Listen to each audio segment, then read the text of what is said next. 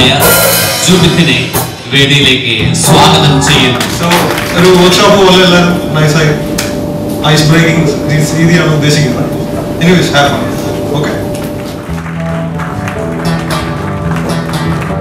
അപ്പോഴേ നമുക്കൊരു കാര്യം ചെയ്യാം. ഇതൊന്നും ഉപയോഗിക്കണമെന്നില്ല. നമുക്ക് എണീറ്റിട്ട് ബാഗും സാധനങ്ങളൊക്കെ മാറ്റി വെച്ച് ചെരുപ്പും ഷൂവും സോക്സൊക്കെ ഊരി വെച്ച് ഒന്ന് കുറച്ച് നടക്കുക, ഇരിക്കുക, കിടക്കുക, ചിലപ്പോൾ എണീറ്റൊക്കെ ചാട്, കൈ കൊടുത്ത് പാടി നോക്കി പറഞ്ഞു എടുത്തു കൊണ്ടുവയ്ക്കുക, തിരിച്ചു കൊണ്ടുവയ്ക്കുക, ഇതൊക്കെയാണ് ചെയ്യാൻ പോണത്.